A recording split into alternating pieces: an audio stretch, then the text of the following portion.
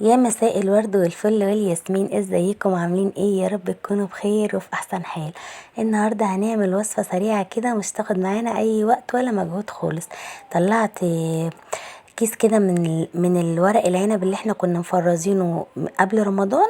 تمام. وبعدين بقى ايه عملته؟ زي ما انتوا شايفين كده عملته طاجن، وعملت جنبه صينيه اجنحه كده تستاهل بقكم، جميله جدا جدا جدا وسهله ومخدتش معانا اي وقت خالص.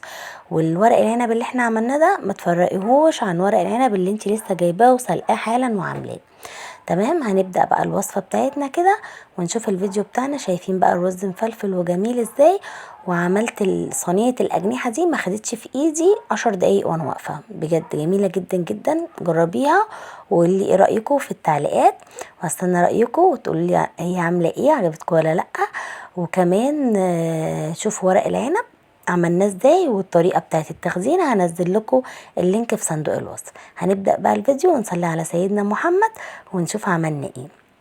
طلعت بقى كيسين كده من اللي انا كنت مفرزاه في الفريزر. بصوا شايفين انا حاطه لكم قطعه كده من الفيديو فوق وانا بخزنه، وهنزل لكم طبعا الفيديو هو كده كده على القناه عندي، وهنزل لكم برده اللينك عشان اللي حابب يخش يشوفه يخش يشوفه. تمام.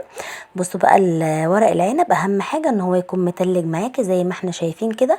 ما تحاوليش تكسري فيه، اللي هتلاقيه ما بيفكش معاكي سيبيه هو هيفك في الميه. تمام. بصوا اهم حاجه ان انت عشان يطلع معاكي كويس تعمليه متلج زي ما هو. جبت بقى ميه على النار وحطيت فيها معلقه ملح صغيره ومعلقه سكر صغيره وربع معلقه من الخل. تمام. وهحط كمان نص ليمونه هعصرها كده، واحط كمان القشره بتاعتها. وعايزه اقول لكم الطريقه دي بقى بتخلي طعم ورق العنب جميل جدا جدا، وبيبقى فيه كده سنه مزازه حلوه قوي. تمام. هبتدي بقى اللي انا يا دوبك بس ياخد معايا لون، وهقوم قلباه الناحيه التانية زي ما احنا شايفين كده. ولو انتوا لاحظتوا هتلاقوه لسه ايه في حتت مجمده خضراء قوي، الاخضر قوي ده كده يعني هو لسه مجمد. فطبعا ايه انا بس يا دوبك بيغير لونه وبقوم شايلاه على طول. جبت بقى الطاجن وحطيت فيه بصل، هتحطي جزر، هتحطي طماطم في الارضيه اللي انت حباه. تمام. ممكن تحطي بصل بس عادي وشويه ملح وشويه فلفل. بصوا شايفين الصباع بيتلف معايا بكل سهوله، اكنك لسه جايباه وعاملاه. بصراحه يعني جميل جدا جدا. بصوا كده بعد ما خلصته اهو. عايزه اقول لكم يعني الطريقه دي جميله، يعني اللي ما جربهاش خسران كتير قوي. بعد ما خلصته ولفيته كده لفه حلوه، ابتديت بقى اللي انا ايه حطيت له شويه صلصه من فوق الوش، وحطيت له شويه شوربه بالمقدار اللي انا حطيته ده. وهغطيه بقى، وحطيت له كيس ممكن تحطي له طبق مفيش اي مشكله. وكمان لو مفيش فويل غطيه بغطا عادي. وهحطه بقى في الفرن من تحت لحد ما يغلي معايا ويتشرب، وبعد كده هوطي عليه الفرن خالص. هنعمل بقى دلوقتي صينيه الاجنحه بتاعتنا السهله البسيطه دي. حطيت بصلتين كده كبار وطماطمايه وقرن فلفل حامي وقرن فلفل رومي، وحطيت بصل بودر وكزبره، وكمان ورقه من الماجي. عايزه اقول لكم التوابل دي بتخلي طعمها وريحتها في حته تانية خالص. وحطيت كمان شويه ملح. خلاص. وهحط بقى كمان شويه جنزبيل، وهنحط شوية بهارات فراخ، شوية من كل حاجة كده، شوية صغيرين، شوية بابريكا. تمام. يعني مثلا في حدود نص معلقة كده، وشوية فلفل اسود. خلاص. وبعدين بقى هبتدي احط شوية قرفة وشوية كمون، وهبتدي اخلط كل ده كده مع بعضه. انت عايزه تعملي بمعلقه، عايزه تلبسي الجوانتي براحتك زي ما انت حابه. بس انا اسفه يعني انا مش بعرف اعمل الحاجه اللي بايدي كده. تمام.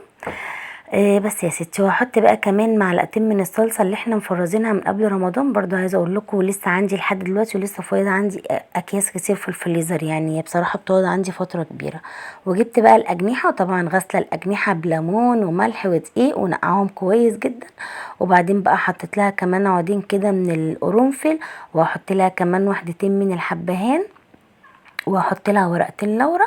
وبس كده. وهبتدي بقى احط بقيه الاجنحه بتاعتي، وهبتدي ان انا اقلب كويس جدا جدا كده. عايزه اقول لكم بقى الريحه بتاعتها عظمه عظمه.